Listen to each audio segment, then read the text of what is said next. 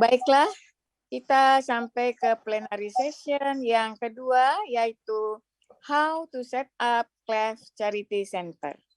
Bagaimanakah caranya untuk membuat suatu center CLEF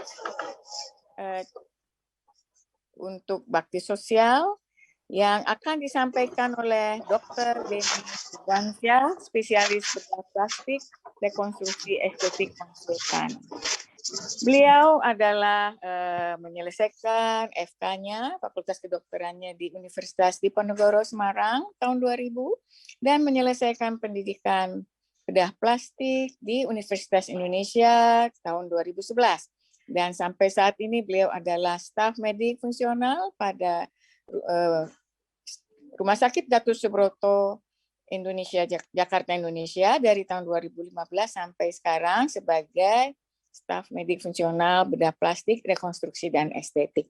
Dan pengalaman beliau juga cukup banyak mengikuti kegiatan pendidikan di luar negeri dan mengikuti presentasi paper di beberapa negara seperti India dan Jepang sampai juga dengan Amerika Serikat. Kami persilahkan kepada Dr. Denny Irwansyah untuk mengisi part kedua dari sesi yang sangat luar biasa ini. Kami persilahkan Dr. Denny Irwansyah. Terima kasih moderator Dr. Irena Sakurarini. Assalamualaikum warahmatullahi wabarakatuh. Yang kami hormati, yang terhormat guru kami Prof. Haula, yang saya hormati moderator Dr. Irena Sakurarini.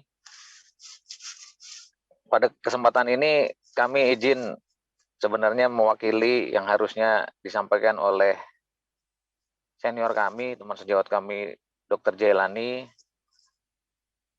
Namun karena beliau sudah wafat mendahului kita semua, untuk materi tersebut kemudian diserahkan kepada kami. Silakan dimulai, Dok, lanjut. Judul yang kami tampilkan adalah bagaimana kita akan membuat suatu pelayanan, pusat pelayanan bibir sumbing. Lanjut, Dok. Untuk membuat suatu pusat pelayanan bibir sumbing, yang utama diperlukan adalah tentunya adalah sumber daya manusia. Sumber daya manusia di sini yang dimaksud adalah dilaksanakan multidisiplin, yaitu terdiri dari dokter bedah plastiknya, kemudian dokter anestesinya, kemudian juga dibutuhkan dokter anak, kerjasama juga dengan dokter ahli gizi, dan juga speech therapy, dan juga dokter petugas medis pendukung lainnya. Lanjut, Dok. Tim yang paling utama dibutuhkan manakala kita melaksanakan baksos bibir sumbing tentunya adalah dokter bedah plastiknya, kemudian dokter anestesi, dan dokter anak. Ini semua dibutuhkan kerjasama yang baik dalam rangka untuk menjamin tercapainya patient safety. Karena pada saat kita melaksanakan bakti sosial yang paling utama adalah keselamatan pasien. Sehingga proses seleksi, kemudian proses pemilihan pasien baik itu indikasi, kontraindikasinya harus sangat-sangat dilaksanakan dengan teliti. Selanjutnya.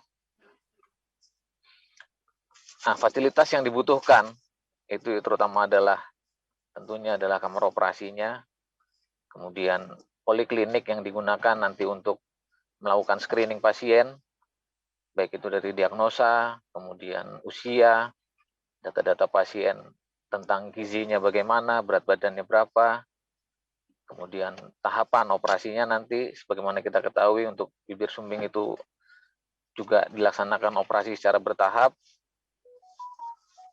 baik itu pada saat melaksanakan bibir sumbingnya kapan, kemudian sumbing langit-langitnya kapan dilaksanakan, itu semua dilakukan di poliklinik. Selanjutnya adalah ruang recovery room-nya setelah pasca operasi, dan tentunya juga ruang perawatan manakala dibutuhkan. Lanjut.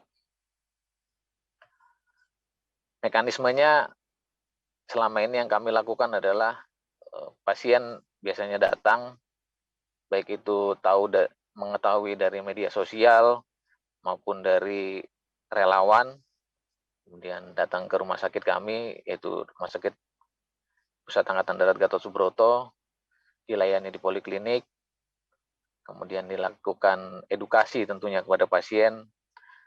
Edukasi itu meliputi tahapannya seperti apa, kemudian persiapan operasinya, baru dilakukan operasi dan perawatan pasca operasi. Lanjut. Nah, sebelum operasi tentu yang dipersiapkan yang paling utama adalah tentunya adalah kondisi pasien.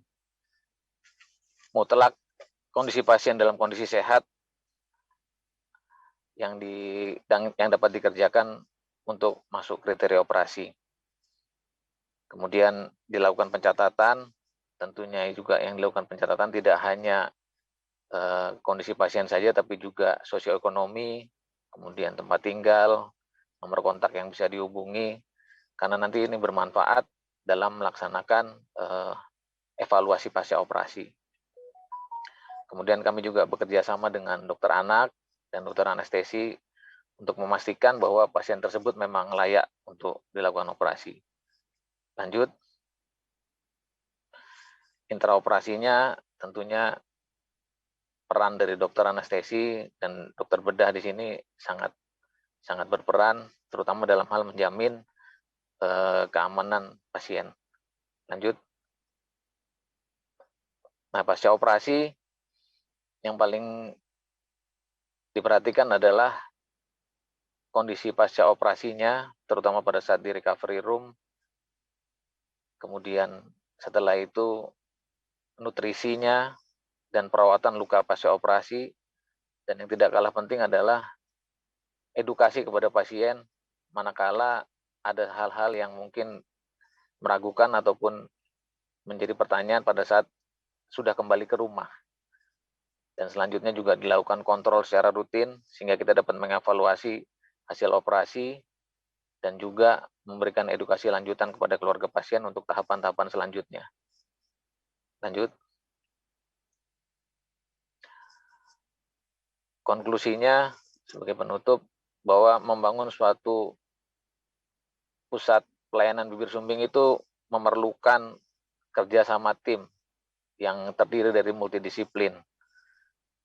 Kata kuncinya di sini adalah teamwork dan network, bahwa untuk membangun suatu lab center itu tidak cukup hanya peran seorang bedah plastik saja, tapi juga memerlukan kerjasama yang baik dengan ahli-ahli lainnya, dan yang tidak kalah penting juga memerlukan jaringan dalam hari ini untuk melaksanakan edukasi dan pemberian informasi yang luas kepada masyarakat, sehingga masyarakat juga menjadi aware dan paham di kemana pasien-pasien ini untuk mencari pelayanan bedah plastik yang terbaik.